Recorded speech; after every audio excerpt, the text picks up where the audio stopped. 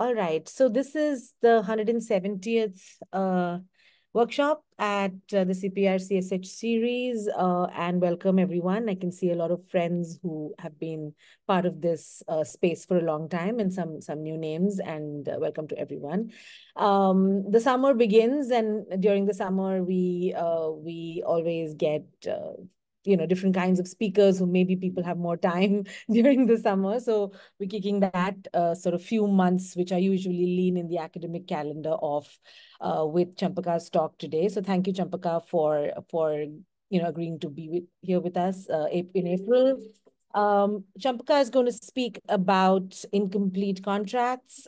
She's going to talk about the realm of public-private partnerships in transport projects. And I know that we went back and forth over her title because she has so much to say on this subject, and we wanted to pack all of that into the title.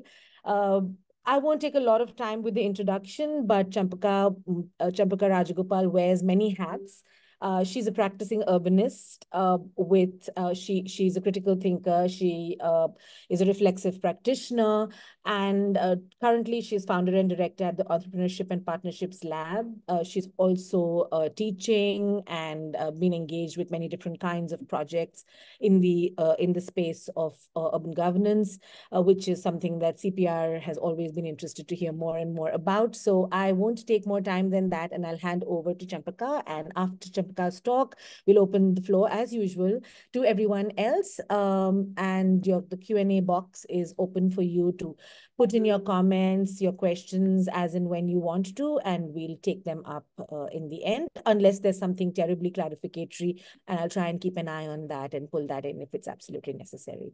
So welcome once again, Champaka, and over to you. Thank you very much, Mukta.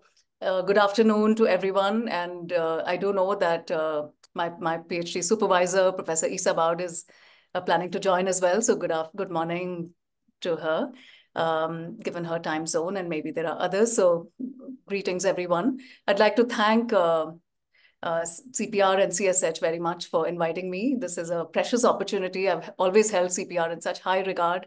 And so I'm really looking forward to receiving comments from everyone. I did see there are several mentors among the participants and friends as well. So really looking forward to this session. Thank you so much for joining. Should I just share screen and begin? Yeah, okay.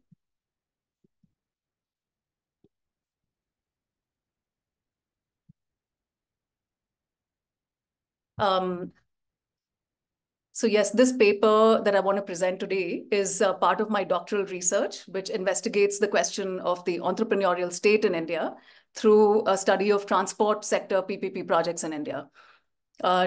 Today, I will discuss one of the specific questions that I explored in my thesis on how incomplete contracts influence the nature of public and private sector accountabilities towards public interest.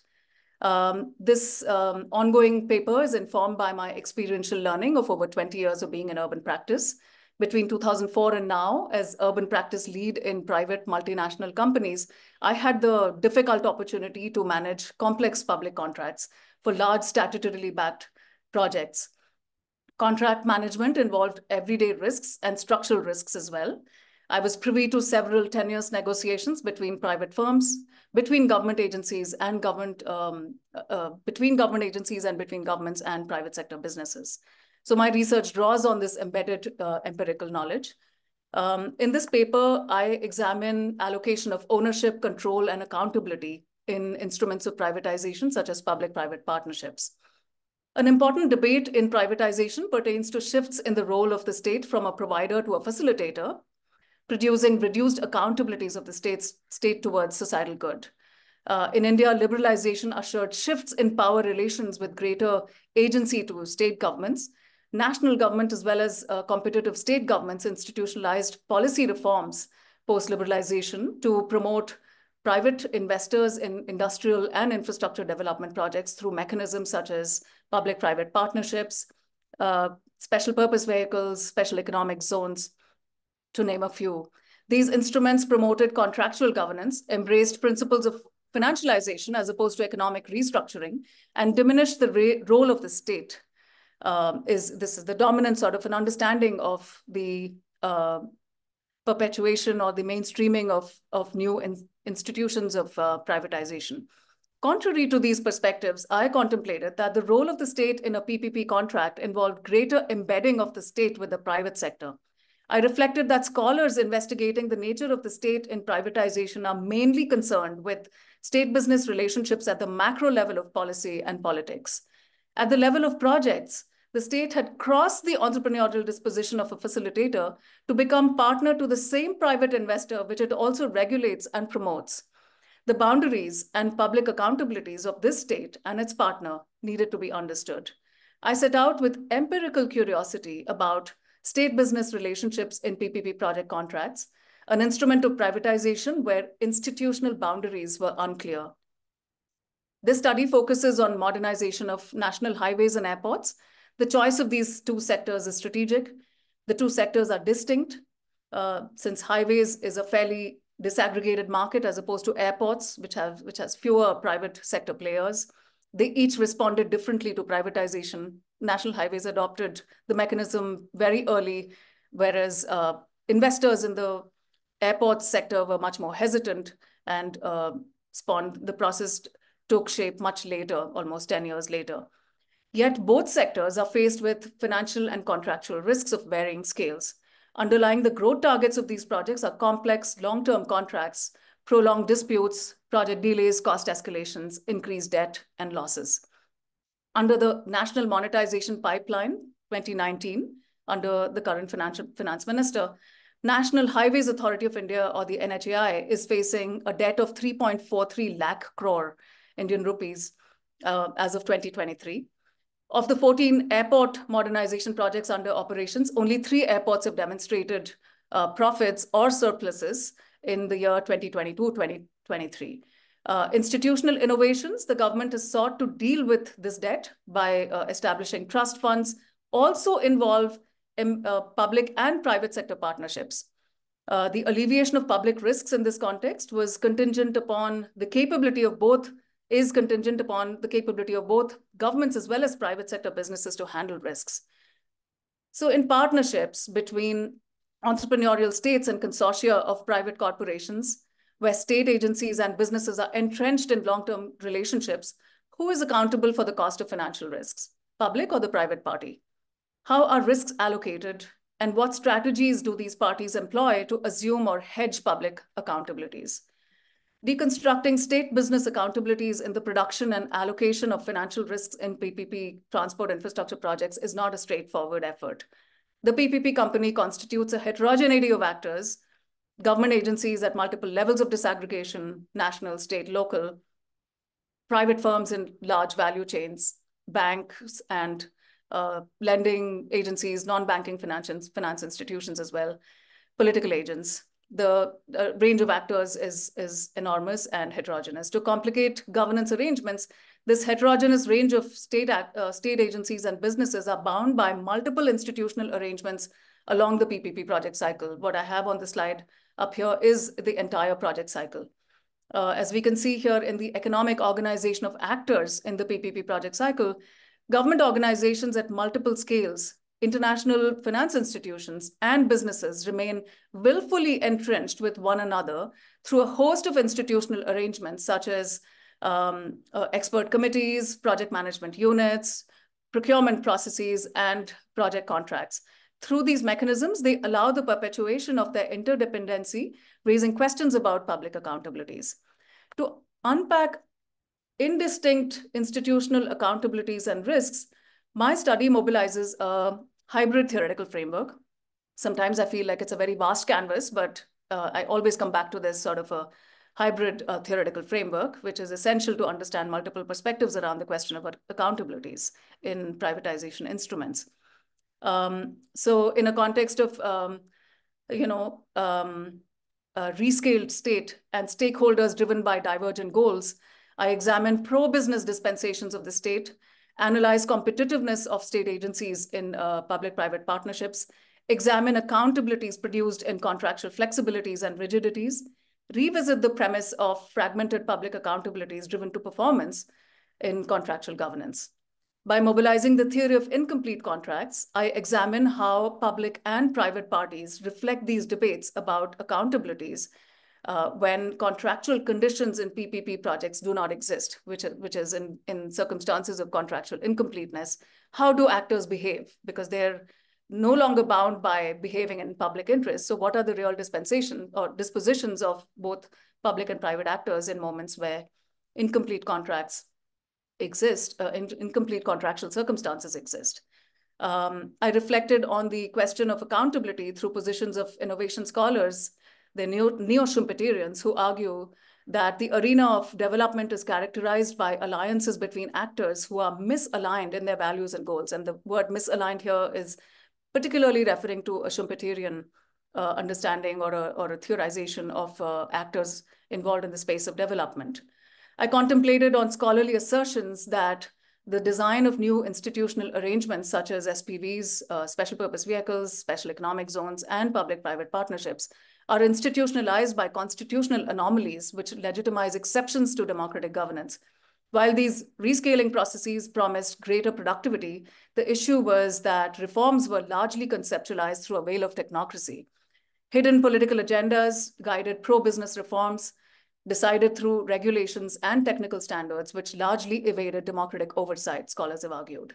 Examining shifts in businesses and politics in India, Asima Sinha, for instance, traces greater presence over time of businessmen in the offices of the Prime Minister, regulatory authorities, and public-private partnership companies. Others have argued that the Indian government purposefully designed the operation of new organizations such as PPPs at arm's length from mass politics. At the micro level of contracts, economists argue that rigid public sector contracts as opposed to public-private contracts, rigid public contracts as opposed to private contracts are less flexible. They're litigious and provide weaker incentives for non-state parties. The more specific the contract, the more rigid the implementation process becomes. Rigid contracts are susceptible to renegotiations and third-party political interference in self-interest of the politicians as opposed to public interest. Focusing on power relationships, urban studies scholars view rigidities in contracts as government's assertion and control over its private partner rather. They tend to treat the private party as someone who they're delegating to. Urban planners who are studying urban regeneration in the United Kingdom view public contracts as documents with strict categorical constraints which impede innovation and agility much needed in enabling the state's responsiveness to changing local needs. That's Mike Rako on the context of urban regeneration in London.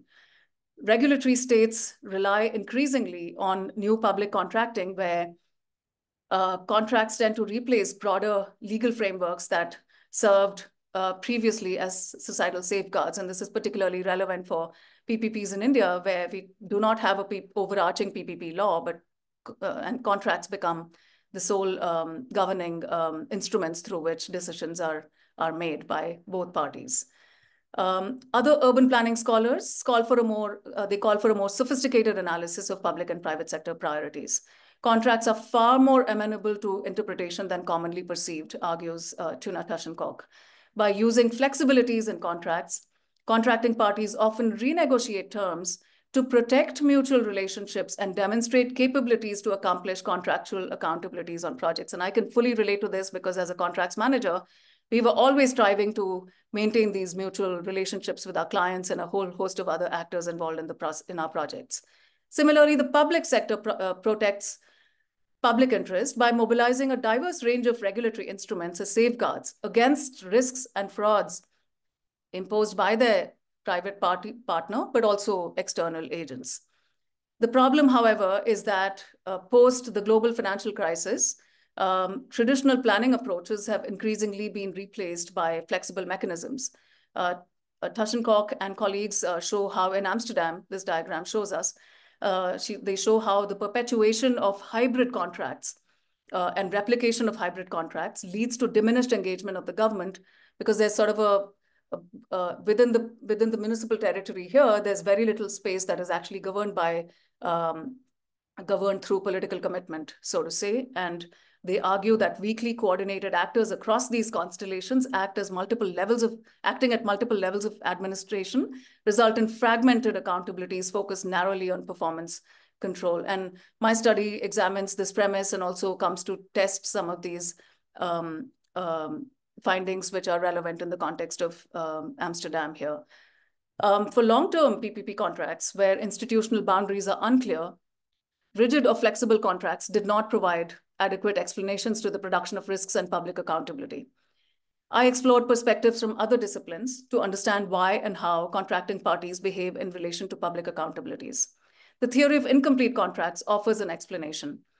Microeconomists working on property rights argue that long-term contracts, such as PPPs, are always incomplete since humans are not capable of predicting the future to a high level of precision. The starting point of incomplete contracts literature is that complete contingent long-term contracts cannot be written. Contracting agents cannot foresee specificities of physical contingencies, which are often left out of long-term contracts. This is the theory of incomplete contracts, Grossman and Oliver Hart, and a range of others who have been involved in the process of formulating the theory of incomplete contracts. Incomplete contracts thus give rise to residual claims and the question of who owns residual control rights or the left out elements. The property rights to these missing things, Hart explains, are not decided through relation-specific investments. Contracting parties do not risk prior contractual commitments to one another if their realization is contingent upon an unpredictable future. Rents through these contracts are accomplished primarily through ex-post bargaining between transacting agencies as opposed to predetermined contractual clauses. The one with a stronger bargaining position owns the right to decide and claim residual rights. Ownership and accountabilities in PPP institutional arrangements are hinged on bargaining capacities of contracting parties as opposed to predefined agreements, giving rise to an exacerbated level of uncertainties and risks. Incomplete contracts produce the problem of residual control rights and information asymmetries, potentially causing disputes and contested relationships between contracting parties. When neither actor is able to predict the behavior of the other in an incomplete contractual moment, both parties tend to act in self-interest as opposed to public interest, while claiming residual control rights to project assets for themselves. The incomplete contract lens serves as a powerful tool to trace public and private sector motivations towards public interest in long-term contracts. This lens has not been explored in urban planning literature in contractual governance, where my paper makes a contribution. To respond to the question of public accountabilities in incomplete contracts, in terms of research methodology, I mobilize a study of litigation between state business contracting parties. The study of litigation is strategic because it is produced in incomplete contractual moments in long-term PPP projects.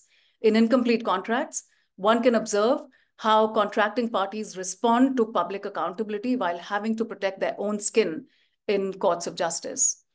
I corroborated findings from my own study of litigation with analysis of the logic of the PPP model, a study of 3 types of contracts, and multiple interviews that I held with government officials as well as private sector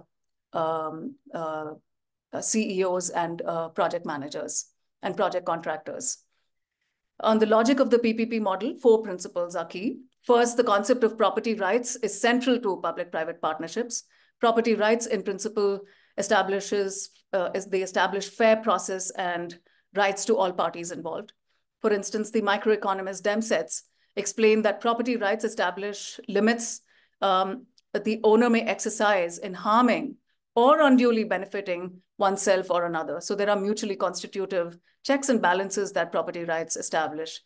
The second is that the PPP mechanism involves dissimilar expectations from public and private parties for provisioning of public services, the varying returns of which are amicably distributed between the same parties. So there's an element of negotiation there.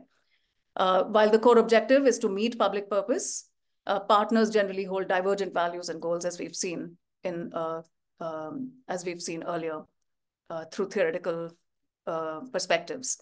The third is the mechanism aims to transfer risks onto parties best capable of handling them.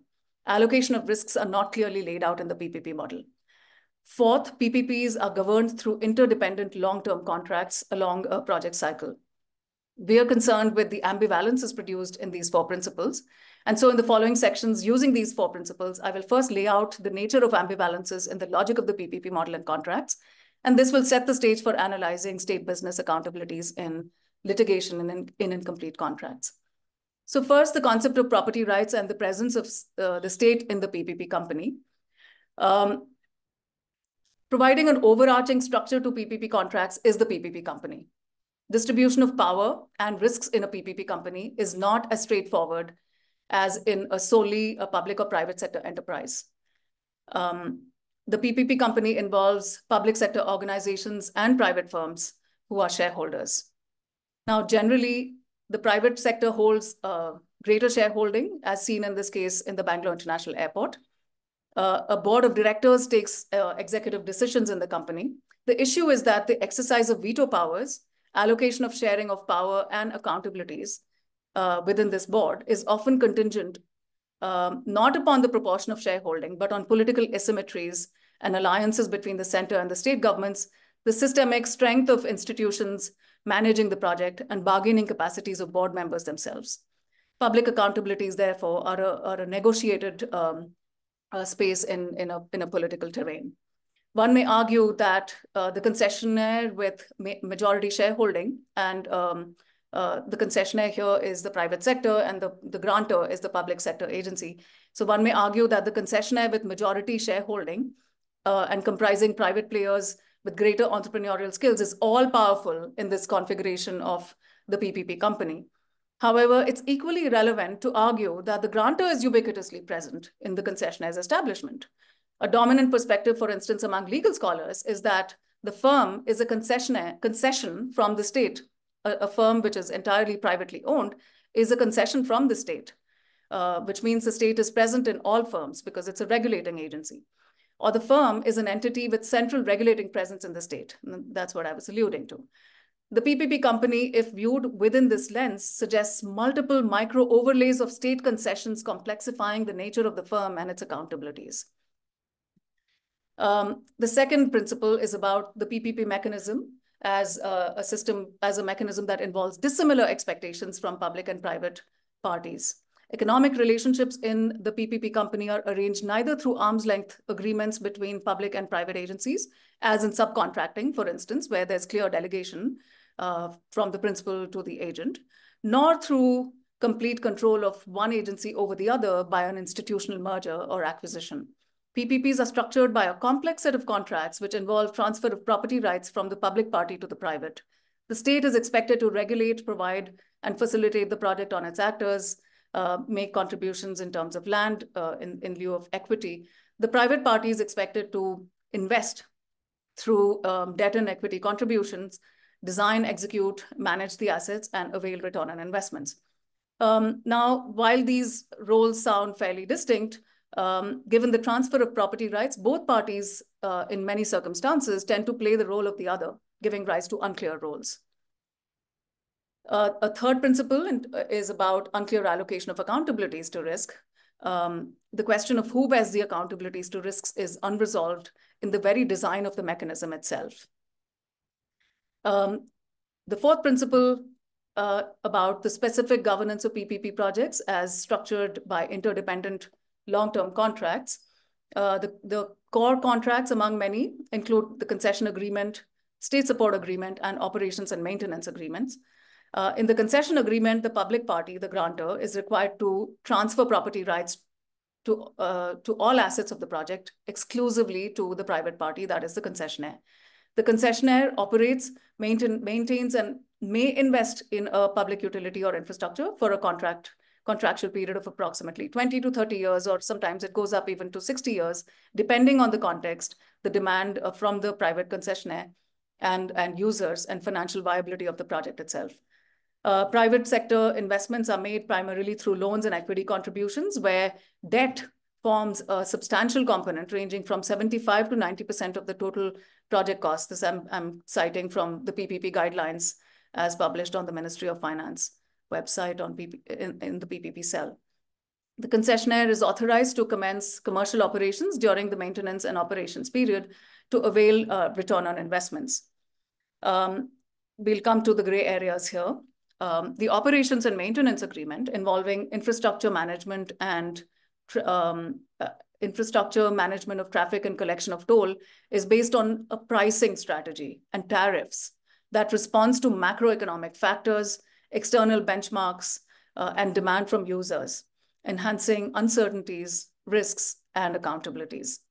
Now, the capacity of the grantor to meet its obligatory functions is dependent on the concessionaire, and the concessionaire equally depends on the grantor to meet its performance criteria, performance targets. The capacity of the grantor, for instance, in spheres of acquisition of land assets, ability to equitably deal with demands from civil society groups to protect customary rights, customary land rights of indigenous populations, or local political interference, which is very common, impede the concessionaire from meeting their contractual obligations. Similarly, the state's accomplishment of growth goals are contingent upon the concessionaire's ability to manage complexity. Tushencock and others frame these contractual arrangements as hybrid contracts, which represent an evolving and often complex mix of institutional arrangements, resulting in diverse forms of privatization. Projects on PPPs, they show, involve dynamic relations bundled together through different regulatory instruments to address demands of parties involved, both state agencies and businesses. Contracting parties engage through legal provisions and private transactions, forming formal, informal relationships defined by tension, resistance, bargaining, lobbying, cooperation, and negotiation. In a rescaled state arrangement, accountabilities in these hybrid institutional arrangements traverse mostly in uncoordinated, unplanned ways across scales of governance, complicating the question of public accountabilities in incomplete contracts. With this understanding of the legal and economic logic of the three key contracts and PPPs, let us see how ambivalent laws and incomplete contracts play out in the operational sphere in relation to the scholarly perspectives that we have seen. I examined 5 cases of litigation below pertaining to 4 stages of the project cycle: public procurement, construction quality, and compliance to construction quality, shareholder negotiation on sale of shareholdings, and premature termination of the concession agreement. I have these 4 sites which I will be discussing, the Delhi and Mumbai international airports, and we have 2 highway projects here, cases of litigation around all of these 4 projects: the Hyderabad-Visakhapatnam National Highway and the Delhi-Gurgaon Expressway. The first case pertains to public procurement processes in 6-laning of the Hyderabad-Vijayawada National Highway 9. This case involves a petition from private bidders against the Union of India on irregularities in public procurement processes for a segment of the National Highway 09. Procurement processes, as many of us might know, are generally structured in 2 stages. There's first the shortlisting of eligible bidders, followed by price bids. In this case, the grantor, the National Highways Authority of India, went through 3 rounds in the bid process, owing to political interference. The context is one where one of the companies, which was shortlisted in the first round, was not invited to participate in the price bid. On the back end, one bidder who was not shortlisted in the first round had influenced the grantor through direct access to a member of the parliament at the Government of India level to alter the procurement process itself. So the NHAI had issued a second shortlist in which some of the original eligible companies were omitted. Companies who were left out of the second round petitioned against the central government, demanding fair process here.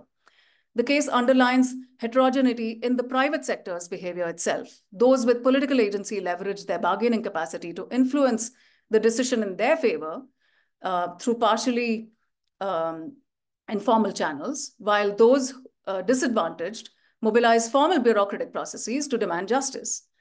In this case, private parties' custodianship of fair process against opaque business alliances may be read as both in self-interest as well as public interest. So it's difficult to qualify the nature of accountability here in this case.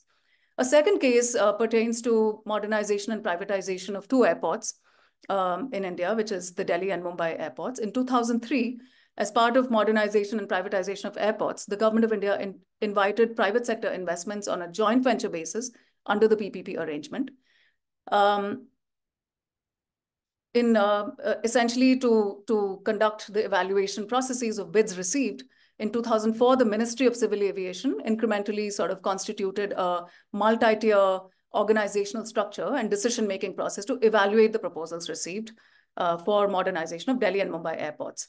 The decision-making process was centralized given the value of the projects. They exceeded 500 crores. And so there's a mandatory parliamentary clearance that these projects are required to garner.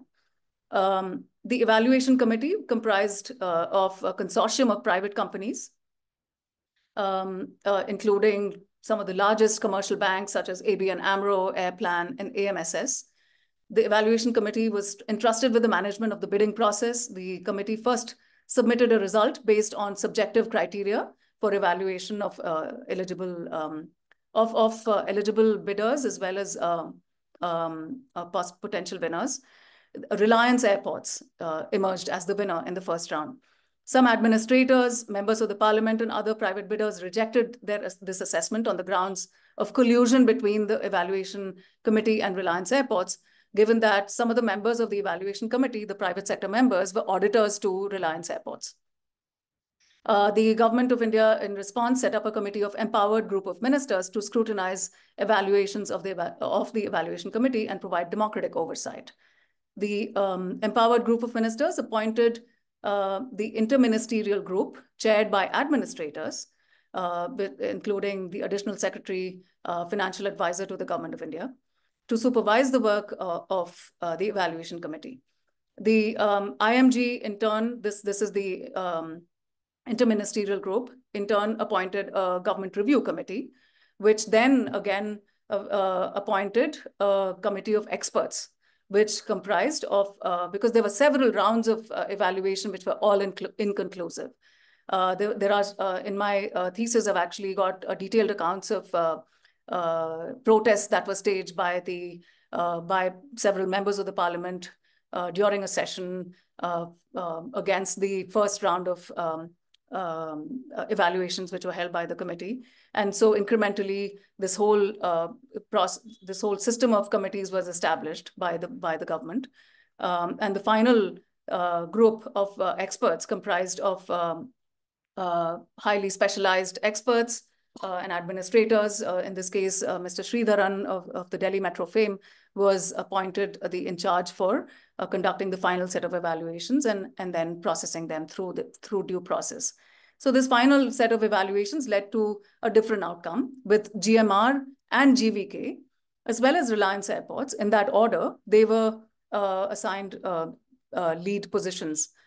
So finally, there's a lot of detail to this. I won't get into the details, but among these three finalists in the public procurement for these two airports, the national government and the grantor awarded the two projects to GVK and GMR for Mumbai and Delhi, respectively. The consortium that lost, which is Reliance Airports Private Limited, petitioned against the government of India, and they charged the government for collusion between competitors, administrators, and parliamentarians. So now the entire process is an example of how the government at each stage of evaluation mobilizes its own internal bureaucratic mechanism to thwart market capture and ensure that there are checks and balances for fair competition. The government draws on its own internal expertise and entrepreneurial capacity in this case to protect public interest. So it would be inadequate to say that the government is most often acting in diminished ways and supporting pro-business alliances. Its actions reinforce democratic oversight, political accountability, and administrative due process. The third case is pertaining to a highway project again. This is about quality control and quality compliance. Microeconomists have widely acknowledged that the quality of services the government expects can seldom be specified. Now, this particular example of the Vijayawada, Hyderabad-Vijayawada Expressway pertains to a quality compliance test, which is mandatory. There's a Schedule 1 test. Once the concessionaire completes construction, they're required to undergo the Schedule 1 test. So the concession agreement requires that prior to commencing toll operations, the concessionaire has to pass the Schedule 1 test and receive a compliance certificate from the grantor. In this case of construction of a national highway project, the grantor refuses to issue a provisional, even a provisional completion compliance certificate for quality compliance to the concessionaire after the Schedule 1 test is held. The grantor insists on multiple rounds of evaluation and appoints several types of auditors, some of them who are in conflict with the concessionaire, in fact. So there are contentions from the concessionaire that they shouldn't be appointing auditors who are competitors So each round of evaluation is inconclusive, causing delays in the commencement of toll operations, which is crucial for the concessionaire to access return on investments as planned, but also make sure that the project doesn't undergo cost escalations, and that's going to impede public interest in the long run. So the concessionaire stages a hold up and files a petition with the plea that inadvertent delays in quality assurance spanning over 2 years had caused it hefty losses. It contends that this delay has caused it to accrue defaults on loan repayment and project cost escalations, and requests the grantor to issue a provisional compliance certificate to make sure that the project is not delayed. The grantor still does not accede. The grantor's extended reluctance in granting a compliance certificate here is not a reflection of its commitment to public interest alone, but a desire to exert power and control over its partner, the concessionaire. To this extent, the grantor's behavior distances it from ownership and accountability of delays and cost escalations.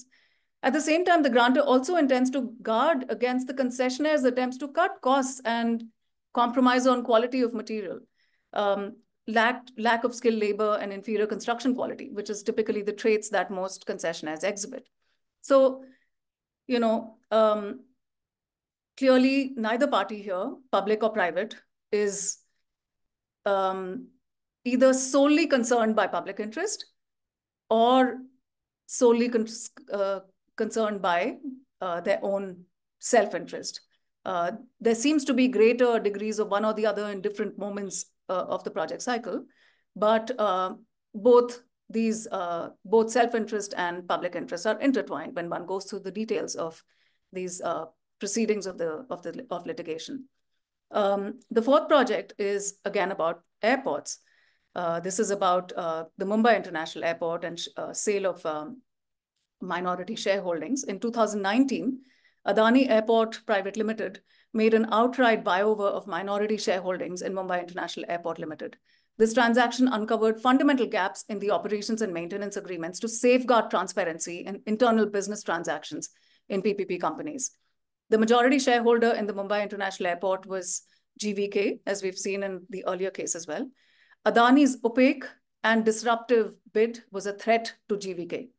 To safeguard themselves using protective measures in the shareholders' agreement, the majority shareholder GVK invoked their first right to acquire minority shareholdings by filing a petition at the High Court of Delhi. Following GVK's claims to residual rights and with the fear of being left behind, a slow but nevertheless competitive Airports Authority of India also made an offer to the minority shareholder while exercising its own right of first refusal. So first, the minority shareholder here, which was actually a Maldivian firm, reached out to Adani's and this Maldivian firm they revealed their interest to sell and buy only once their deals were more or less final. And then there was a bid from the majority shareholder and subsequently by the Airports Authority of India as well. So we can see over here that there's high levels of competition between public and private shareholders to control all the shareholdings. There are liabilities here. GVK's liability, however, was to raise a loan of about 15 billion Indian rupees from international banks such as the Abu Dhabi Bank and others, where the liability of repayment of these loans by GVK would ultimately probably fall back on the Indian state. So there's high levels of contentions in the possibility for GVK to even access private sector banks, international private banks, where the interest rates would be extremely high. The risk lie in this case, the risks lie in the absence of overarching PPP laws, because we don't have PPP laws in the Indian context. And it is contracts that primarily define. Of course, there's a company's law, but there's also a whole range of other laws which intersect with PPP companies. But primarily, we don't have a PPP law which established the necessary conditions under which these opaque transactions can be thwarted, and there's democratic accountability which can actually be established. So neither this case actually shows how both public and private parties are driven by control and power as opposed to public interest motivations. A final case is on hedging of financial risks. This is again a case of highways, the Delhi-Gurgaon Expressway, where the Delhi-Gurgaon Expressway has a longer history of how the concessionaire JP Industries and DS Construction had previously also filed a case against the grantor, the NHAI, for not having transferred all the land rights to, for not having acquired all land parcels in the right of way and transferred those rights to the concessionaire, causing delays, etc. So there was a fair level of animosity, I think, which existed between the two parties. My interviews also revealed that there was a lot of jealousy from within the NHAI officials, who were now able to see that the concessionaire was actually making enormous amounts of profits, given that the user groups had far exceeded the estimated volumes in the feasibility studies. And the concessionaire had also was not sharing revenues in a fair manner. So on all of these grounds, the grantor, NHAI, issued a notice to the concessionaire that they would prematurely terminate their contract. So premature termination of the concession agreement would imply that property rights of the project would be transferred onto the lending agency. This is IDFC Limited. And this arrangement would imply losses to both the concessionaire and the lending agency. This is because the lead member of the consortium of lending agencies, along with other major banks, would incur a cumulative loss of about 14 billion Indian rupees due to the concessionaire's accrued loan defaults. Moreover, the grantor would also not insure their claims to expenses. So there would be cumulative losses to both the concessionaire as well as the lending agency. So given this context, all parties decide to go for an out-of-court settlement, where before I come to that, the lead lending agency, IDFC, filed a petition against the grantor to resist the transfer of liabilities of property rights onto itself. Under an extended legal battle, the parties in dispute opted for an out-of-court settlement. The grantor negotiated a decision where only a fraction of the financial liabilities would be transferred onto the lending agency, which would now take on the liabilities of the concessionaire. IDFC made sure to receive a confirmation from the grantor that if it was made the custodian of the asset, then it was entitled to appoint another concessionaire agency for toll collection within 3 months of the National Highway Authority of India's termination notice to JP. This way, the IDFC could transfer its liability onto the new concessionaire. So this solution is a case of all parties speculatively hedging and deferring risks onto a future concessionaire. The grantor acts in public interest by taking punitive action against an underperforming concessionaire, and also a fraudulent concessionaire, while also safeguarding itself from owning the private party's liabilities, at least temporarily. Again, it's acting in both public as well as self-interest. The actions of such a state may be interpreted as one that safeguards all parties or no one at all, as risks are merely deferred onto another party based on speculative feasibility assessments. So, given all of these examples, what we see over time is that these disputes were amplified. In 2016, for instance, I distinctly recall documenting these newspaper articles where banks were seeing they were sparring with the NHAI, the problems of insolvency, bankruptcy of concessionaires, over-leveraged debt, and incomplete projects, which resulted from collective inefficiencies of all parties involved. The state, the NHAI, the grantor, was not able to handle this complexity, and neither were private sector concessionaires able to manage a partnership arrangement. Neither of these parties were then ready for actually partnering with one another. They were still functioning within the mindset of delegating of receiving instructions and directives from the government. So questions about, debates about who should bear risks continue to remain unresolved in this context. Government's institutional innovations and measures to alleviate financial risks have mostly further involved more private sector involvement. So, for example, in this case of NHAI trying to resolve escalated debt, it constituted a trust which comprised of multiple shareholders, private and public, including the Macquarie infrastructure firm. This is Canada-based firm, which partnered with State Bank of India Infrastructure Fund. And there was also the International Finance Corporation, which is an arm of the World Bank that was involved in this partnership arrangement. So essentially, risks when they're, and this particular trust was in charge of transferring, of debt restructuring and completing many of these projects which were under duress. What we see is limits to accountabilities of a state that is at some points maintaining a pro-business motivation, at other points unable to take the necessary risks that it needs to take. It's a competitive state that's not acting in entirely in public interest.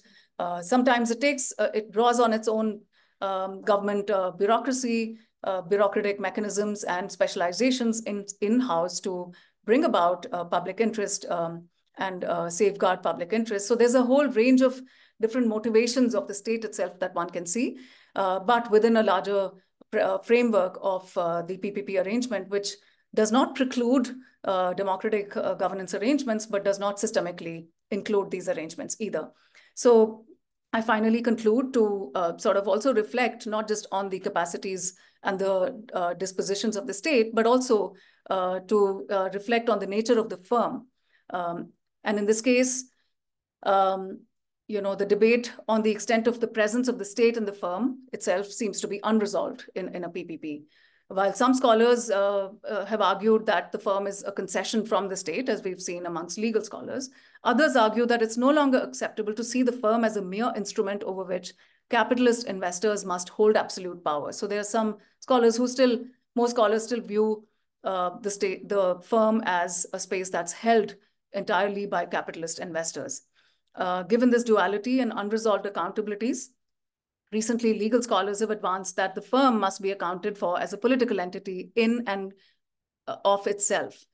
Isabel Ferreras, for instance, in her book on firms as political entities, argues that the firm, when treated as a political entity, can address the contradiction between capitalism and democracy at the level of the firm and can help set the firm onto a path to democratization. The PPP company, however, I argue, requires a different way of thinking about the firm. The state is ubiquitously entrenched in the PPP company, in the profits and risks of its partner, while mutually protecting societal interests and self-interest. The private sector company is also equally present, and there's a mechanism of bargaining which actually defines who owns rights to residual, who owns control over residual control rights. So the PPP model does not, what we see through our case studies and through law and policy analysis of the PPP model, the PPP model does not systemically respond to democratic processes, but it does not preclude the possibility of process innovations on including a systemic involvement of political representation and accountability. Yes, we need to open up the debate about the nature of the firm, but not through the binary of state versus the firm. The state and markets are here to stay, as many microeconomists have argued as well, that we need to build ecosystem capacities across public and private sector agencies, including political agents, administrators, shareholders, and managers of private firms to manage incomplete contracts in societal interest. This may help us strengthen state-business relationships. Thank you.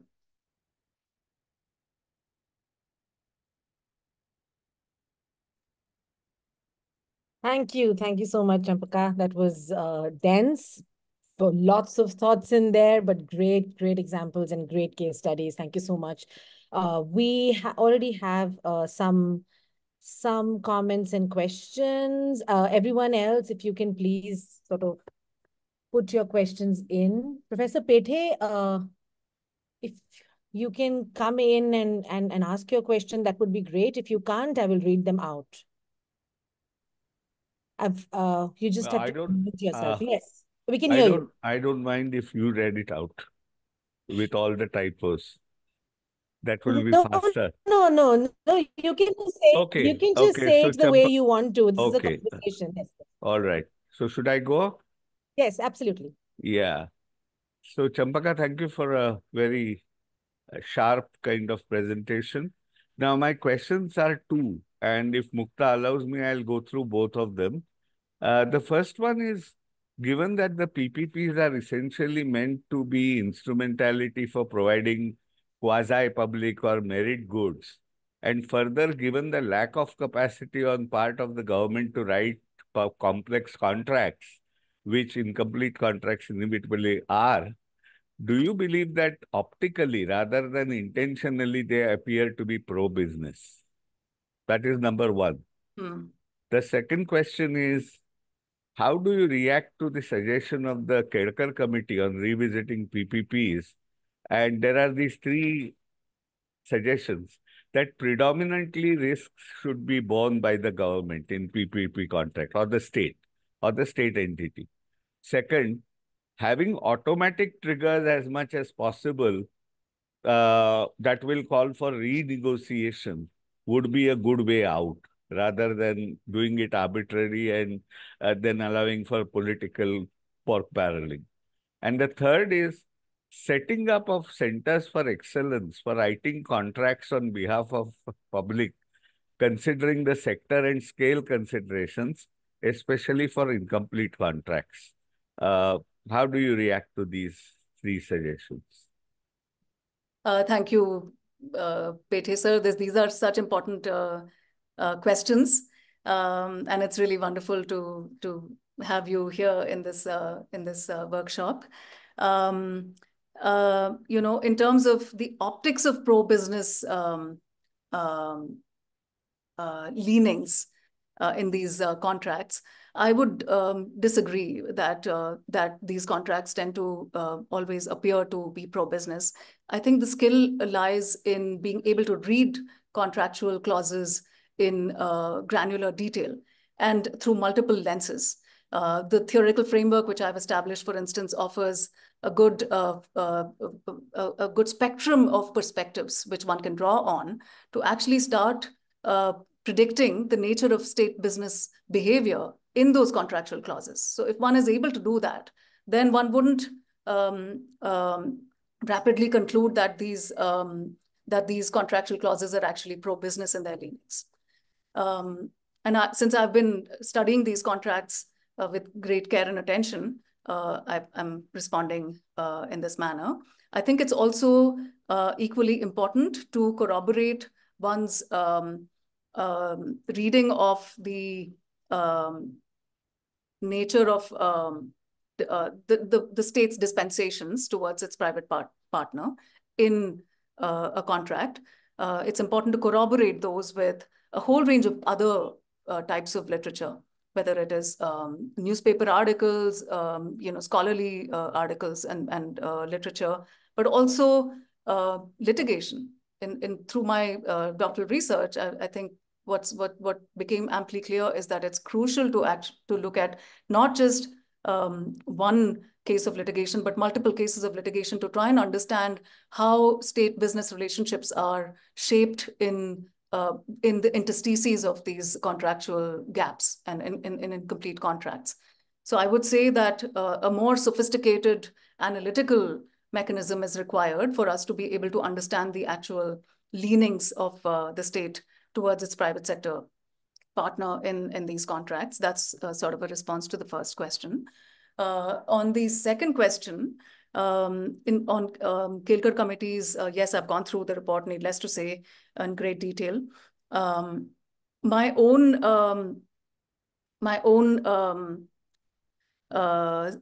recommendations in my doctoral research is that we need to understand these new instruments of privatization, not through the binary of the state, not through the binary of the failure of the state or the failure of markets.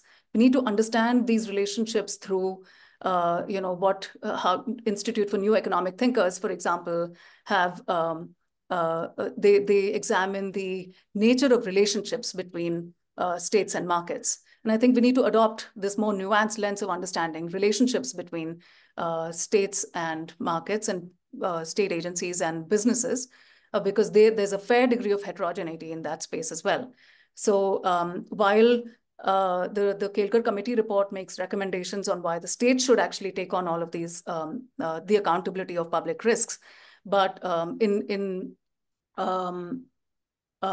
practical terms, I think it would be necessary and important to build ecosystem capacities to ensure that both public as well as private parties involved in public-private partnerships and other instruments of privatization are capacitated to deal with complexity. Because as we move forward, there's going to be more and more agile mechanisms which will become part of planning processes. And it's necessary for us to find ways to open up these instruments, to bring in democratic accountability within these instruments, to bring in ways in which political representation and democratic oversight is institutionalized. So that will further complexify the question of who bears the accountability for risks.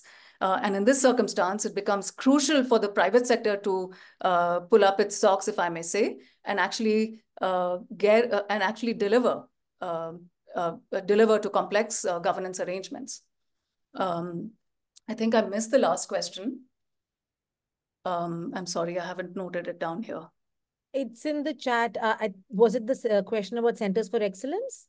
Centers for Excellence, Yeah, yes. so it's setting up of Centers of Excellence for writing contracts on behalf of the public, considering the sector and scale, and especially for an incomplete contract. So I think the reactions to that. Right. Actually, even microeconomists such as Oliver Hart, for instance, have argued very much the same, that there needs to be an inbuilt mechanism within these long-term incomplete contracts for to allow for either over-the-counter contracts when there are disputes that arise. So to sort of prevent the possibility of these disputes to become larger than life. And there could be multiple such inbuilt mechanisms within contracts, within incomplete contracts, to mitigate risks before even they spill over. Fully agree with that. In terms of, yes, centers of excellence are good to have, but then it's most important to have grantors themselves involved in these processes. And I believe, and in my thesis, I've actually argued that an entrepreneurial state is one which is able to deal with uncertainties and risks. And in order to do this, I actually go back. I mobilize firm theory to understand the essential nature of the entrepreneur. Frank Knight, for instance, among many others, Frank Knight argues that, and this is 1921, going back 100 years, he says there are multiple qualities of the entrepreneur, and one of them is that the entrepreneur is geared towards anticipating uncertainties and dealing with risks. So it becomes very crucial for us to promote a new framing of entrepreneurialism. And in my thesis, I've argued that we need to look at multiple theoretical frameworks as well as practice frameworks, including litigation and a whole range of other ways in which we can understand state-business relationships, to then argue in favor of augmented entrepreneurialism, where augmented entrepreneurship, not entrepreneurialism, where entrepreneurship is akin to custodianship, both by public as well as private parties, in working towards public interest outcomes. So I would say that while centers of excellence is a good idea, it's crucial to build capacities, endogenous capacities within state and private sector institutions to build, to equip them to deal with uncertainties and risks, and promote the idea of augmented entrepreneurship. Professor Pete, do you want to respond, or should we move to the next question? I mean, we can. No. please move to the next question. All right. Thank you, Champaka. I Yeah. hope Yeah. I can converse with you Yes, as we'll well. do that offline. Yeah. Thank you. Thank you so much for your questions. Pushpa, do you want to come in? You can unmute yourself and ask. I have already unmuted myself. Thank you, Mukta. And thank you, Champaka, for very interesting take on the relationship between the state and private firms. There are, as we know, a large number of incidences of PPPs in airports and highways. You have mentioned the absence of PPP law, but you have not said the same about the absence of independent regulator, a commission, or an authority, as are already established for the electricity and real estate sectors, where there are also large private sector participation cases. Could you please explain why is it so? Are litigations and bureaucratic mediations adequate to address the multifaceted disputes between the two sides? And that is why you think a regulator is not important, or you think it's something that may come up in the future? Thank you. Thank you very much, Ms. Pathak. This is an important question. I have a full section on this in my doctoral research, needless to say. In fact, I went back to the provisions in our constitution to understand what kinds of provisions are made in the for the government to establish these independent regulatories, because the critique against independent regulatories is also that it sort of there's a distant involvement of political commitment. And in the case of airports, it's the Airports Economic Regulatory Authority, which is an independent regulator, in fact. So the question is very pertinent to the airport sector. There were similar proposals for the highway sector as well, but that independent regulatory has not been established because there's been a substantial amount of resistance both from the NHAI, the Ministry of Road Transport and Highways, as well as political agents, for reasons we may well anticipate. So, you know, the question of these independent regulatories, although the premise is slightly different, where the framers, as I understand that the framers of the Constitution of India anticipated that there would be a need for independent regulatory authorities in as the country evolved in its course of development. So there are provisions made in the Constitution for the establishment of independent regulatories. And the premise is one where the Constitution actually establishes the essential principles within which these independent regulatories would function. And the arms of the Constitution do not penetrate these independent regulatories themselves. But what is important to note is that these independent regulatories are not divorced from principles of the Constitution. I think that's one important aspect. The second is that within these independent regulatories,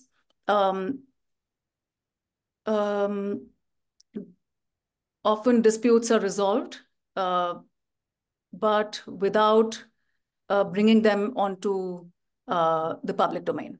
And that is problematic in itself, because by the essential nature of resolution of disputes within these enclosed independent regulatories, which do not have direct sort of political engagement, even dispute resolution becomes an opaque endeavor. So there's problematics, a space of governance even within these independent regulatory authorities, and I have discussed this in my thesis. Is litigation and bureaucratic are litigation and bureaucratic measures adequate? Certainly not. I meant mediations, if I have not said it rightly. Mediations? Bureaucratic mediations. My position is that any form of dispute resolution needs to be made publicly available. the proceedings of these resolutions have to be made publicly available. Because as it is, public-private partnerships are hinged on a bilateral contractual agreement. The first contract is made available for public to see on the websites of the grantors. But subsequently, any renegotiations are most often published in fragmented ways. It's quite often some of the contracts are not even publicly available. So, for example, I had to search intensely and immensely for many years to find the shareholders agreement. Sorry, not the shareholders agreement, but the state support agreement for the Bangalore International Airport. It took me 2 years to find that document. And one would imagine that all these documents are available online. So even if we see that the very first agreement itself is not available online and for public scrutiny, any litigation that is held within or mediation that is held within closed doors is further only going to exacerbate the condition of opacity that already exists over here. So certainly any form of dispute resolution needs to be made accessible in public domain. Is what I would argue. I haven't discussed this in my thesis, so thank you so much. I think it's a very important point, and I must build that into my papers forward. Thank you very much. Thank you for that explanation. It's an area I'm very interested in. Thank you.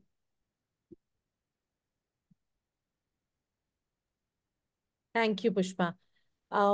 Any other questions? People can also just raise their hands. I mean, if it's too much to type, there's a lot of complicated thoughts that Champaka's work can evoke. I'm also struggling to articulate. So I'm sure a lot of people would find it easier just to raise hands and ask, and that would be okay too. So anyone in CPR sitting and listening, there's a group there. So any questions from the group?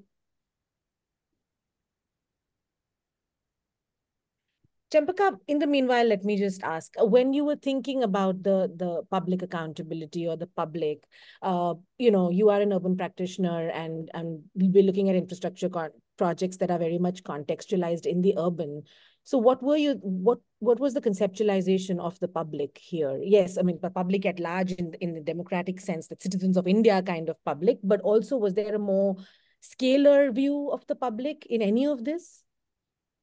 Like we have for other kinds of urban projects, which are where a neighborhood or a ward or, some other kind of urban scale is in question. Infrastructure projects seem to float above the realm of that sort of scale, and that's a bit intriguing. So I mean, it'd be nice to hear your thoughts on how you navigated the disjunct between urban literature and the kind of literature that you've really put at the heart of your work. Thank you, Mukta. That's a great question. In fact, it is a question that I have thought about quite a bit, but not necessarily articulated it enough, I think, in my thesis as well. So things for me to think about. But here I'd probably go back to, some of the earlier work I've done in urban planning and design, where, for example, if I reflect on Barbara Harris-White's work on the shadow state, for instance, where she's, of course, looking at state-society relationships, and also through the lens of informal economies, but one can sort of bring those learnings into another sphere as well to understand and sort of frame the idea of the public. I would say, in the framing of the shadow state, for instance, the argument is that actors in the space of the state are the same as those in the society, right? So it's a similar sort of a construct here, I would say, that those who are actors in the space of businesses or large corporations are also those who are part of the general public as part of the civil society and as part of the society. So if there are risks if the question of resolution of risks or allocation of risks is not clear enough, is unresolved in the PPP model, then and I actually found quite a bit of data where in some projects there's substantial amount of risks that are borne by the private concessionaire as well. So if in either case, the risks if the risks are borne by the public sector organization, then needless to say, taxpayers are implicated. But if it is the private sector, then there's a whole range of other processes. So when risks get accrued, companies go insolvent or bankrupt, then they file for bankruptcy with the assets reconstruction company. The asset reconstruction company has a particular mechanism where they basically take care of debt restructuring, etc. And in many cases, firms which have undergone debt restructuring come back into the market, um, and in many cases, firms which have not entirely seen the resolution of their insolvency also are allowed to come back into the market. So there are these kinds of heavy risks that are embedded in the state's processes of asset reconstruction and debt reconstruction processes and management of debt of insolvent companies, basically. So even if the government takes on all the risk, it still means that the public will bear those risks. Bear those risks. So the meaning of public here needs to be seen as part of this larger sort of understanding of the question of who bears. In either case, I think the general public ends up bearing a substantial amount of risk, whether it is on paper the public party bearing the risks or the private party bearing the risks. The risks are ultimately borne by the general public, by the taxpayer. So I would frame the idea of the public in that context of public-private parties bearing risks. Right. Charmi has a question. Charmi Mehta, you can talk. You can ask your question yourself if you want. Else I can read it out. Yeah, hi Mukta. Thanks. I'm happy to go. Yeah. Thanks, Champaka, for a great presentation. I've been working in the field of infrastructure public procurement for about 4 years now, so I'm deeply interested in each of the aspects that you laid out. So you described in great detail the sort of risks emerging from a greenfield project. And if I understand correctly, each of the case studies that you picked up were also greenfield projects. My question pertains to a newer form of PPP that's been emerging over the last 5 to 6 years, and that's for brownfield projects, commonly known as asset monetization. Right. We've seen this being experimented in the highways sector as well as electricity transmission. My sense is that these two sectors were chosen because there is a well-established framework for tariffs and user costs, and very often in any sort of an investment mechanism, the returns to the investor is a key part of the financial arrangement. But despite this sort of a model being devised to overcome a lot of the risks and the contractual problems arising with monitoring quality and ensuring lower construction risk, etc., have been done away with in this asset monetization model. We've still seen very limited success of these models. I think the NHAI has been, at it for about 10 to 12 bundles so far, and they've successfully managed to auction maybe 3 or 4, that too at very low values compared to the estimated concession value. Even in transmission, the Ministry of Power put out guidelines for state governments to start monetizing their assets, but no state government has come on board this plan so far. So what do you think is the problem here? Because I would think that this entire model was to solve for some of the contractual incompleteness that is difficult to solve for in greenfield projects. And to what extent do you think that the implicit costs of working with government are playing a role here? And by implicit costs, I mean things like having to deal with a lot of uncertainty, having to deal with policy changes, having to deal with payment delays, which we know is a big problem in public procurement in general. What is your assessment of how these problems may be outweighing the contractual problems? Great question, Charmi. Thank you. In fact, I failed to mention, I think, that I was particularly focused on one type of a model among the many models that exist in the PPP sphere. And in fact, I've had many discussions. Partha has been a mentor through my PhD research as well, and he had highlighted that I need to look at a whole range of other models which have come about. For example, the hybrid annuity model, which you had mentioned in your question as well. Given that the BOT, the BOOT models have not been very successful, the government, through advice from CRISIL Infrastructure and PwC and many other private sector companies, in fact, I've attended many of these. So again, the private sector is very much involved in some of these new innovations to PPP models, because basically the private sector wants to control its client and perpetuate that whole relationship that already exists, and they want to stay embedded in that whole production of private sector involvement in infrastructure delivery, infrastructure development and management.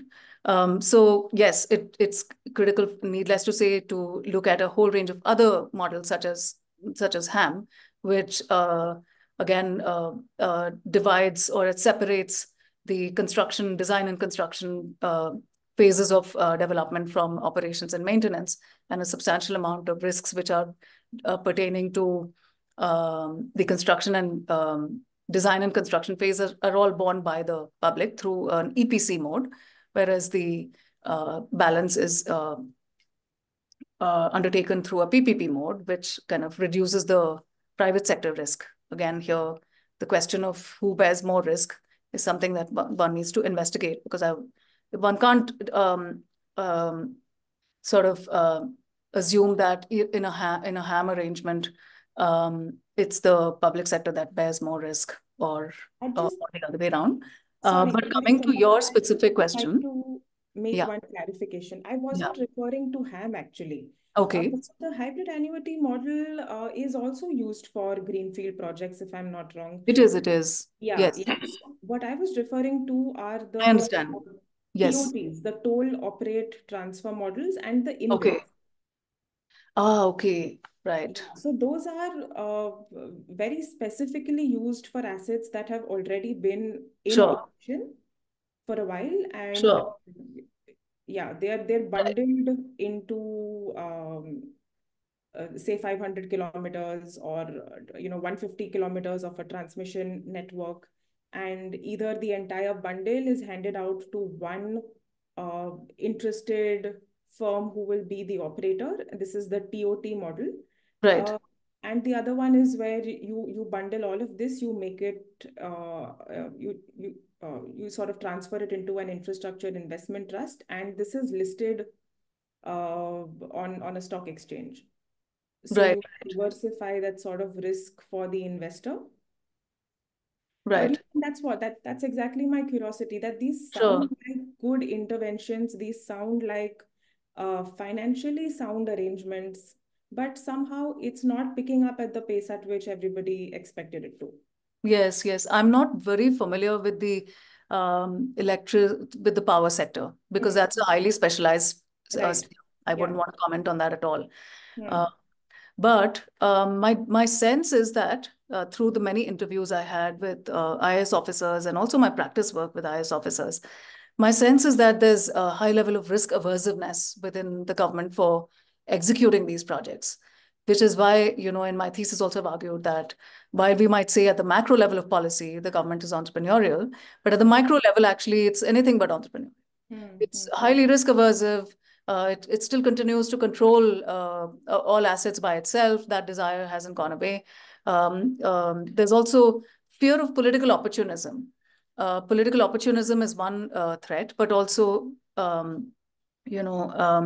being scapegoated. Many IAS officers told me that they were, for any experiments they would undertake, they were actually penalized if these experiments didn't work. And this sort of a trait, this has been a trend which has picked up more and more, and there's less space for them to think about process innovations along the way. So they've become very risk aversive. And I think that the uncertainties that accompany political opportunism and risk aversiveness, which comes from lack of incentives from the national government to experiment in bureaucratic spaces, is probably structural reasons for why there are not enough takers for innovative models such as a TOT or InvIT. This is my sense from my fieldwork, but I'd love to hear more from you, Shami. If you've already been engaged in this, I would really be very keen to look up literature in this sphere. Yeah, no, sure. I'm happy to connect as well. I'll drop you an email after this. Thank you so much. Yeah, thanks. Thank you. Thank you, Charmi. I think there are people in the room in CPR who want to ask. I think you can already unmute yourself, right? I don't have power over you. You are the mother account. I don't have power over you. Go ahead. Yeah, sure. Yeah. Hi, good evening. I'm Sandeep Chauhan. Part of this infrastructure value chain for last 20 years. I just heard about COE for writing contracts. Now, my experience in multidisciplinary areas like water, transportation, also in the oil and gas sector, which is not part of this area. So I have seen that we are writing contracts as of today. That means whatever we know, and a little bit of, I would say, foreseeing for next five years or 10 years. But these infrastructure, infrastructure projects, they last for 25 to 30 years.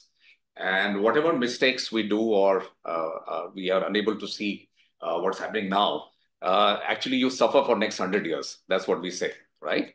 So when we write contracts, we have experts. Somebody is a road expert, but he doesn't understand environment.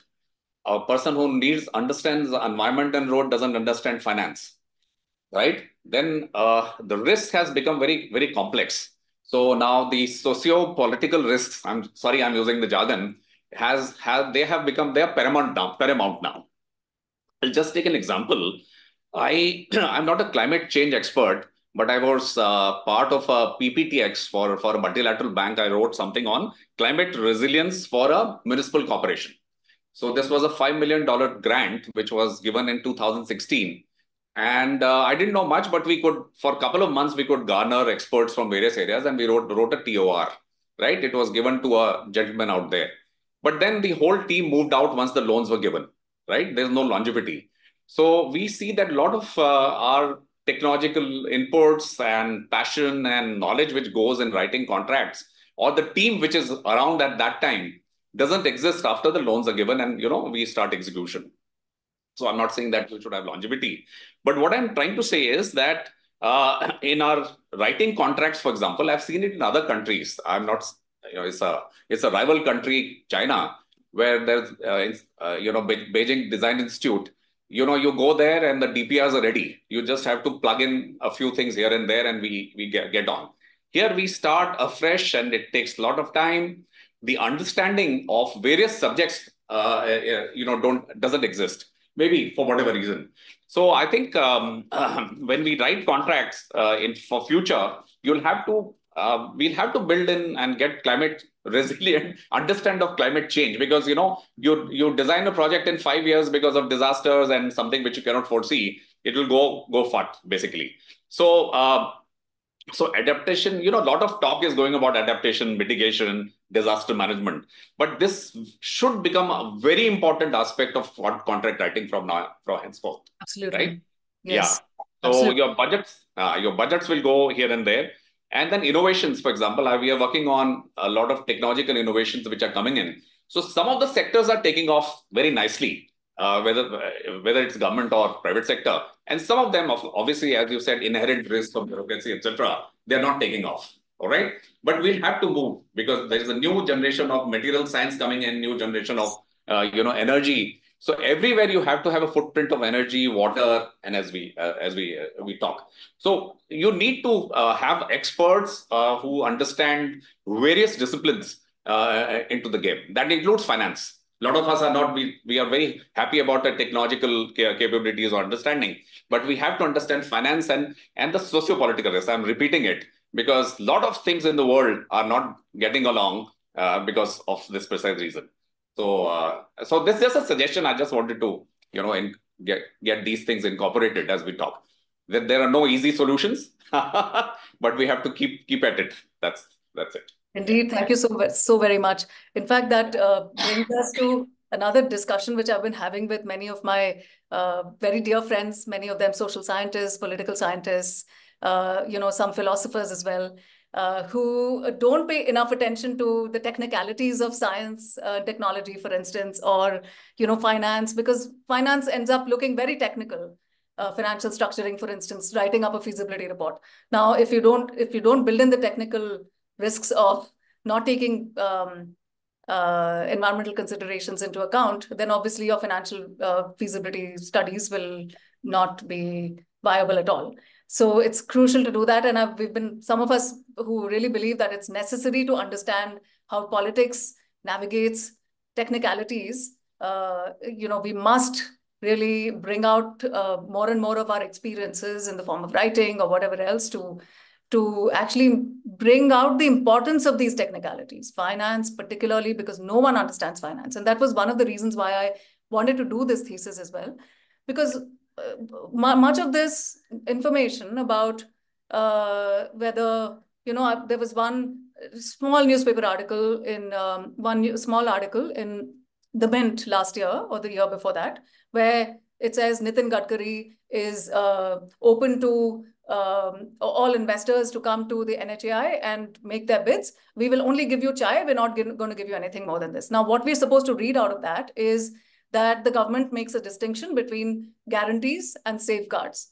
We'll give you safeguards, but we're not going to give you guarantees. Now, it's difficult to understand this from even reading what Nitin Gadkari is saying, perhaps, and what the actual technicalities of safeguards and guarantees mean. And there are a whole host of articles. I read the Mint every day, and one has to really do so much extra hard work to understand some of those all of that technical jargon in the financial space. I used to be just averse to it in the past. I just wouldn't. It would just blank. I would just blank out. But then now, thanks to this thesis, I can actually understand everything that's being said there. Much of what is being said there. So we have to kind of bring out this knowledge about the technical spheres and the political risks of those technical spheres out for everybody to see. It has to be made accessible to the general public, because as Mukta's question rightly was rightly pointed towards the understanding of the public. How do we frame the public in this space of risks, infrastructure project risks? So thank you so much indeed for those insights. I've made a note of it, and for in the future, we'll certainly keep cognizance of that. Thanks. Partho, did you have anything to say? I was just checking in. Yeah. Thanks, Champaka. This was very nice. Given haven't actually been to a presentation by you on these kinds of things, so it's nice to be in one. So two issues that are broadly sort of bring together. One sort of connected the urban, another sort of linked into Charmi's story about the TOTs and InvITs. So the TOT is actually sort of, as she was saying, because they have done away with the construction risk. And because they are in projects which have some history of revenues and cash flow, essentially end up reducing the risk to a particular investor. And the issue, therefore, is in the NHAI TOTs, for instance, you're basically taking a punt on what kind of revenues you'll make from toll collections into the future. Now, the way most of these structures have been put together, if I recall correctly, the winning bid for the first TOT was about 50%, Macquarie's was about 50% more than the base price, which was close to what the bid by the National NIIF fund actually put in. And so why is that an issue, and how does it link up to what Sandeep was just saying? Is the other thing that we have heard Nitin Gadkari ji say recently is how we are going to move away from all these intrusive methods of toll collection and gates and gantries, and now we're going to do all our toll collection by sort of recording you on satellite and figuring out where you are at a given point in time. Now, how would it change? This will obviously change the kind of revenues that will sort of, and there'll be new rules framed for. Previously, for example, you paid toll when you crossed certain barriers. So within 50 kilometers, you come in, one toll gate comes in, and then you go another 50 kilometers and something else comes in. That's how you pay tolls. But here, toll collection can become almost sort of continuous in the sense that you pay toll for every kilometer that you're on the road. And but this changes the entire revenue stream for these projects. How is this change, this technological change that leads to revenue changes? And you have basically given out these TOT projects on essentially what is going to be a stream of revenues from these projects over time. So even when projects have done away with their construction risks, and therefore it seems to be a steady flow because you know exactly how many cars are going through, etc. This kind of technological shift can be quite dramatic in the way the project's revenue flows come through.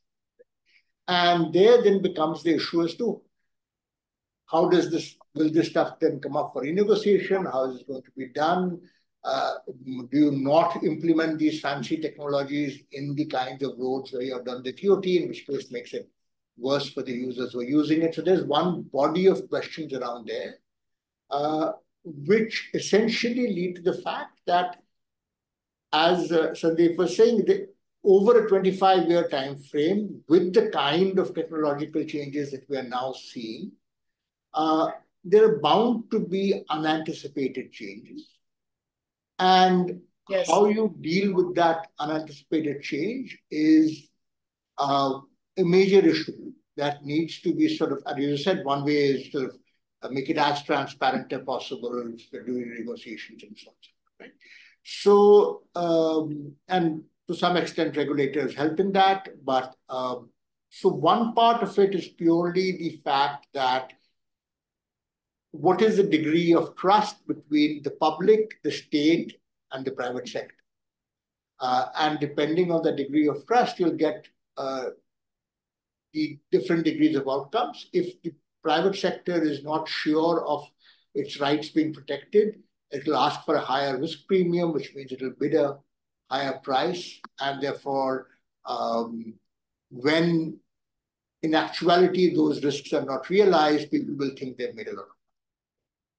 So that's one issue to sort of unpack and think about. And it links back to the kind of things that you're talking about, that contracts are necessarily incomplete, but how does the overall trust in institutions then lead to sort of the kinds of negotiations and outcomes that you have come through?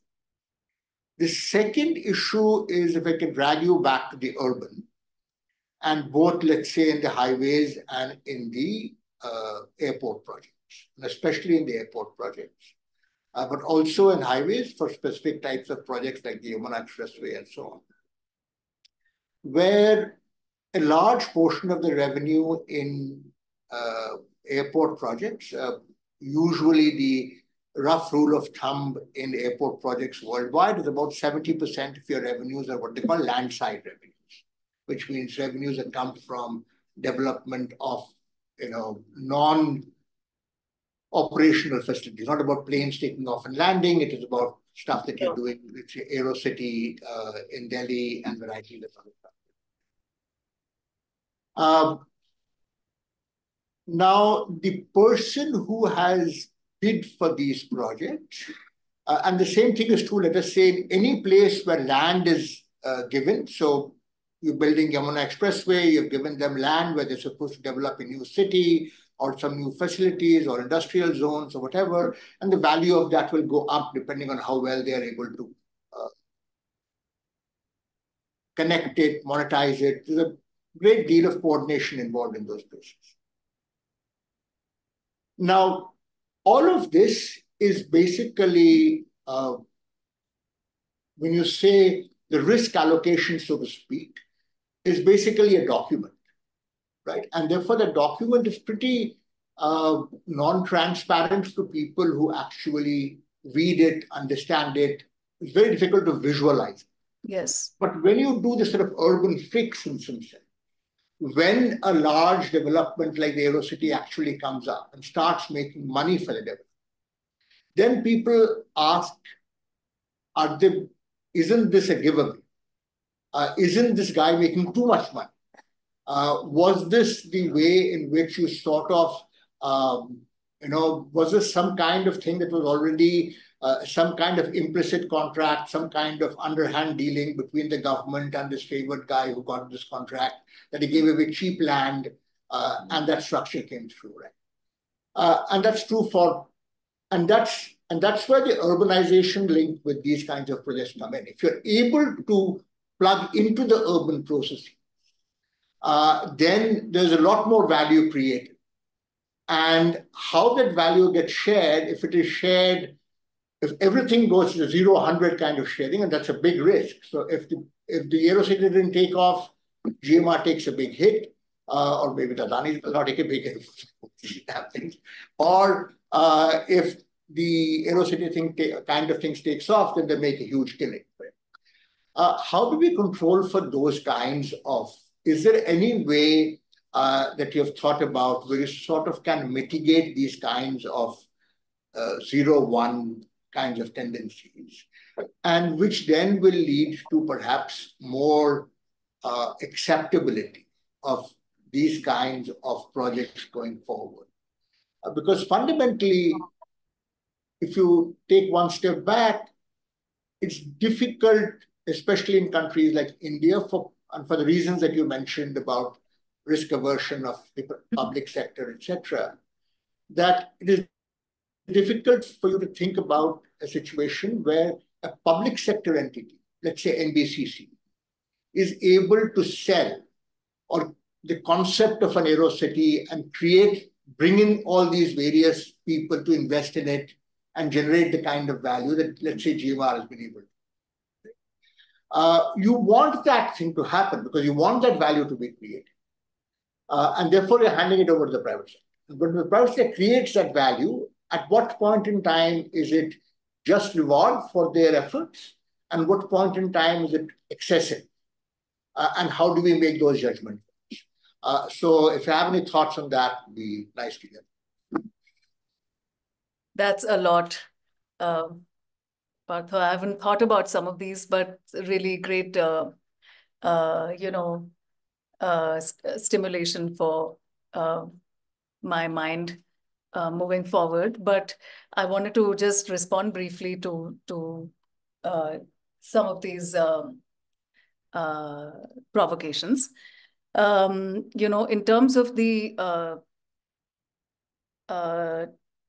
In terms of technology change and its intersections with the toll collection processes itself, I was recently reading a bunch of literature on the smart city, and there's one particular book by Ben Green which stood out quite remarkably, and he very categorically argues that data and technology change supported by data is not value neutral, because many of these innovations that are made in the name of smart cities and bringing about technology to manage our infrastructure better is actually, and we all know this, that even PPPs are a process innovation. It's a new institutional arrangement to cater to higher quality of infrastructure. So it's essentially these. So what technology, juxtaposition of technology and data-driven instruments on management of transport infrastructure projects would mean is yet another layer of creating or exacerbating uneven development. So that creates, I think, yet another reason for us to promote the opening up of this firm as a political entity. Because again, like Ben Green argues, I think it's important to recognize that data is not value neutral; it's value laden, and it has it is used by people and it's used by the government as a way to advance its accomplishment of welfare. But these goals are not being met for everybody. We all know that in the case of public-private partnerships, or also within the idea of smart cities and the way it's been conceptualized in India. On trust relationships between multiple institutions, state, private sector, and the society, that's a wicked problem, and it's a structural, sort of condition that we need to address, of course. And in my thesis, I've argued that what is essential is to build state capacity. I've discussed the multiple interpretations of state capacity, actually, and say you could be looking at state capacity as extraction capacity of the state, or the capacity of the state to build in better administrative management capabilities or technical capabilities. That's one way of looking at state capacity, but also a more recent emphasis is on strengthening relationships between institutions, between the state and the market, between the state and the society, in ways that the state agencies should be able to orchestrate multiple actors to help to make sure that the others are helping the state meet its welfareist agendas. And so if you're looking at centers of excellence or capacity building initiatives at the national government level, then I think we need to frame ecosystem capacities as a way forward to build better capacities within the state to garner these trust relationships. Of course, this is very utopian, but having been a practitioner, I think it's really possible to start thinking about capacity building programs through this lens of building better relationships. There's a lot of resistance to this. For instance, the Ministry of Environment and Forest and Climate Change has introduced ever so many schemes, many of which are also pertaining to the urban, pertaining to cities in our country. But the discussion between the schemes that are initiated by the MOA versus those by the MOEFCC are not tied enough. So then there's a gap between these two schemes and the way in which outcomes are listed in the schemes of the MOEFCC versus those of the MOHUA. So I think this trust relationships would mean that in laws, policies, governance, arrangements, we need to start consciously building in better relationships across initiatives of multiple ministries and sectors. And, I was also, this is slightly digressing from the discussion, I suppose, but I was reading Patrick Geddes, who is so easy to understand, who is he discusses health not from a sectoral lens, right? He's discussing health from the lens of life. He says health for life. And that's how we need to start looking at all of these sectoral intersections. I think it's the ball is in our court as policy professionals. We need to start framing our policy spaces in ways that can bring life into these, I think. But yes, the last point on how integrating or, integrating these new institutional arrangements within cities would help bring better value. We're creating more value to cities as well as these projects. From the case studies I did, what I understood is that, and how can this additional value that's created be then included in these long-term contracts is probably, I interpret your question in that way, Partha. And I think the answer to that lies in flexibility in contracts. For instance, in the case of Delhi-Gurgaon Expressway, some of the litigation that I studied, and I didn't present it here today in this discussion, but clearly many of those contracts are not flexible.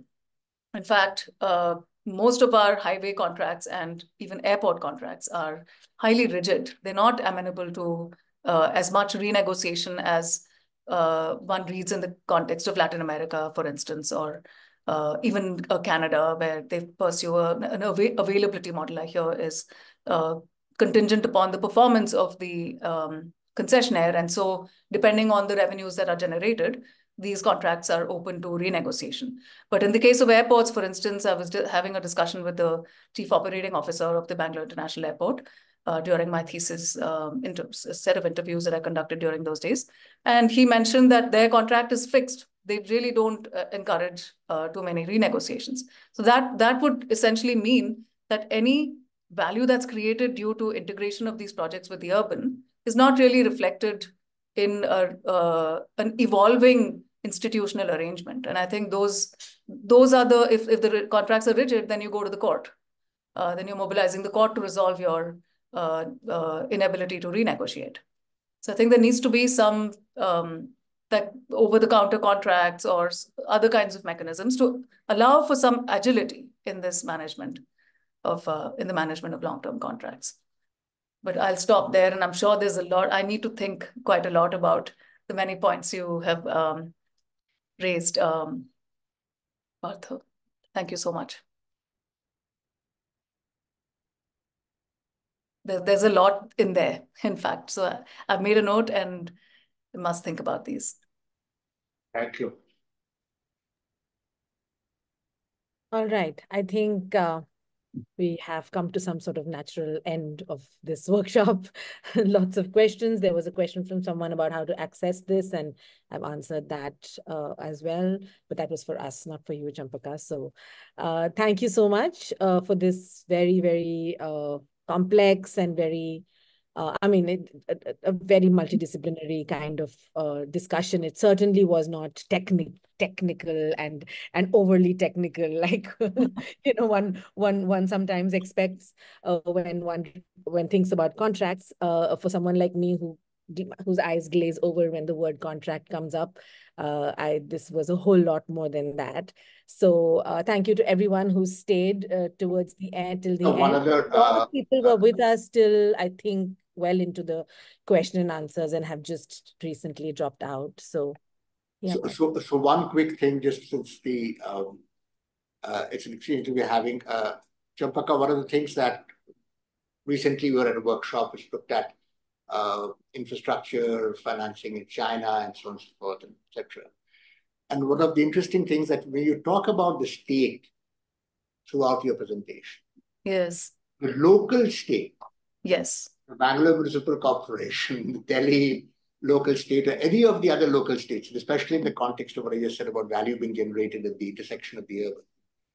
The local state in India is almost universally absent, completely invisible in these entire PPP story. Absolutely, yes. And as a result of which, you have a situation where, if you just think of it from a governance point of view, the impact of many of these projects are happening at the level of the urban and the city, but the decisions are taking place at a completely different level. Yeah.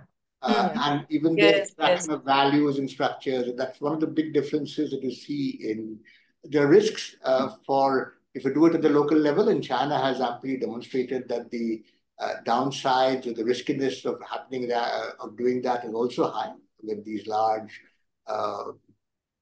overextended borrowings and so on and so forth. But it's just a point that I think we should note that whenever you think about the state, the local state in these contexts, especially in the workshop, is almost completely absent whenever we're talking about these structures. Very much, very much. So I could quickly respond, Partha. In my thesis, actually, I have a full chapter on this.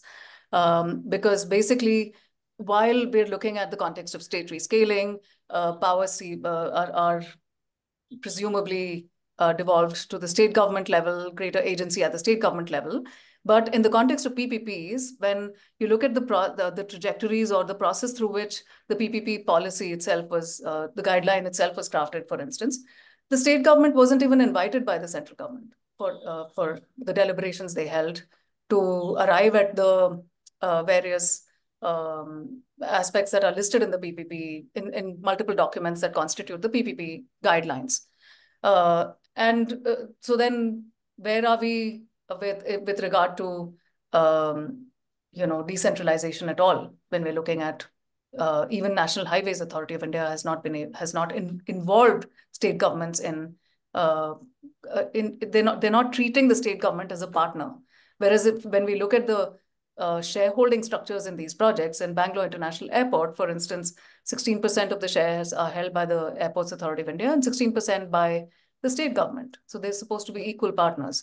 But the central government typically gives gives away only the crumbs to the state government. So it's still refusing to treat the state government as its partner. And needless to say, the local governments are entirely absent, given that even our decentralization agenda is completely missing in practice spheres. Needless to say, in these projects, the local government is never present. So I do have an entire section, more than half of a chapter is actually dedicated to this discussion. I have an interesting anecdote to add to that. I live on a road which got upgraded to a national highway and then got infrastructure upgraded. And so we ended up in a situation where we were living on a national highway with no exits in sight, no entries in sight and stuff like that.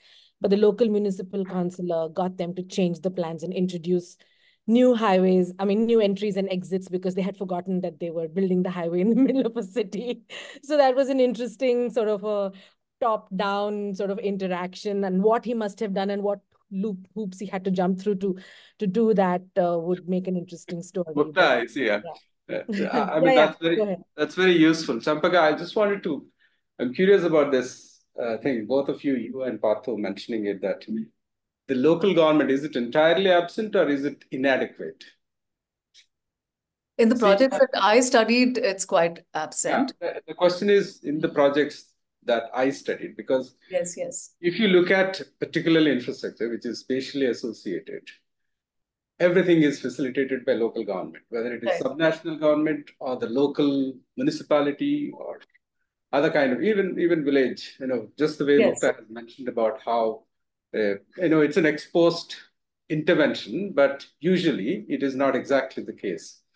But just the way you mentioned about it, that if the state governments were entirely kept outside the conversations, then there is certainly a serious problem.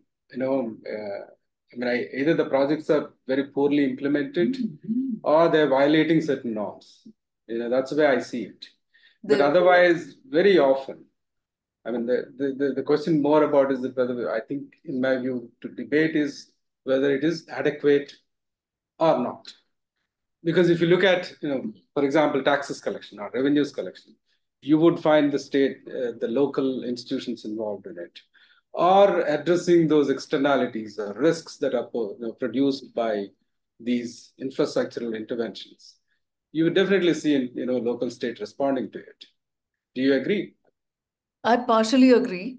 So, for example, during the series of interviews that I conducted in 2018 as part of my thesis, I learned that there was a lot of crossover between local MLAs to becoming contractors and contractors who became MLAs. So there was a lot of, back and forth that was taking place between these two realms. And I wasn't surprised, of course, but those kinds of relationships, of course, do exist. And that's where there's influence that is exerted from the state government spheres.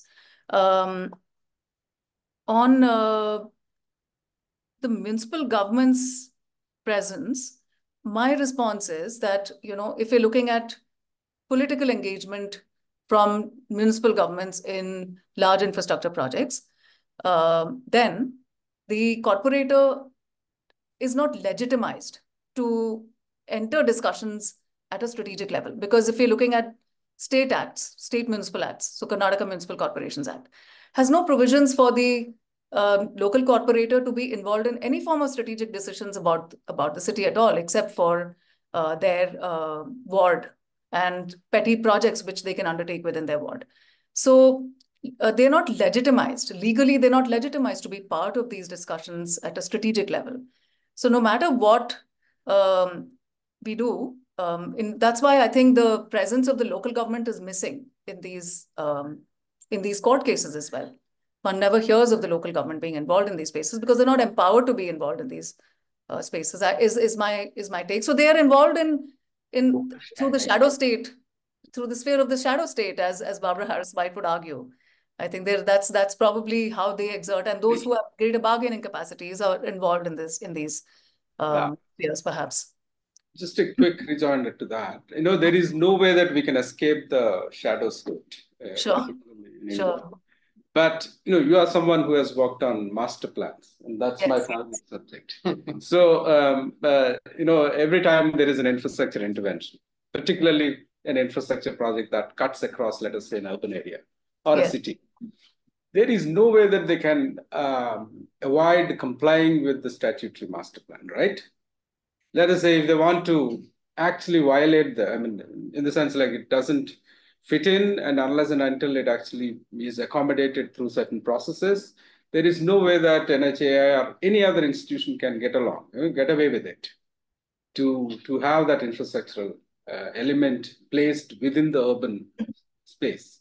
Mm-hmm. So that's what I'm trying to sort of draw your attention to, is that they be present, somewhere other way. The rest is, of course, it's more about the shades of the shadow state rather than. Sure. Absolutely. In fact, that's an area I haven't discussed in my thesis again. The intersections between statutory plans and these PPP projects, and also to build on suggestions from Mr. Chauhan, I think to also start looking at strategic plans, because today we have a plethora of strategic plans, whether it's heat action plan or it's climate action plan or flood mitigation plan. There's just ever so many plans that are there, but even the municipal corporation doesn't know that the disaster management department at the state government level has prepared such a plan. So they're completely oblivious of each other's plans. So I think there needs to be a way in which all these can start speaking to each other and to many of these projects as well. Indeed. Yes, thank you so much. Is a colleague of mine who's working on this master plan. She's correcting, that they're not strategic action plans, they are programmatic plans. Okay, that's good to hear. But why would you call them programmatic? Because they are driven by programs and not any particular, state articulated strategitic plans. But they're not really strategic. They are all CSS, which is funded. So it's an ongoing debate between us here. So basically, the question is there at all a strategic state at all? At all. Exactly. Yeah, that's a larger question of, can you have a strategic plan in India at all? Oh gosh. I think that is possible. At least I would lean on, in that direction. But if you look at, for example, the one which you mentioned about was heat action plan. Right. As long as there is a CSS, centrally sponsored scheme, or some, IDA supported funding, it is there. Right. It's a program driven or program supported plan with very ephemeral status in the sense. It's so interesting to look at it as a programmatic plan as opposed to a strategic plan. I must correct that actually, because it makes a whole lot of difference in the way it could get implemented or not. We will continue this conversation in Bangalore. Yes. In Bangalore. Sure. You're visiting soon. Yeah. Yes. All right. Thank you very much, Champaka. Thank you, everyone. Thank you so much, everyone. Really, of energy and bringing it to exciting topics like planning, which make us all very happy. So, all right. Bye. Bye. Thank you. Thank you.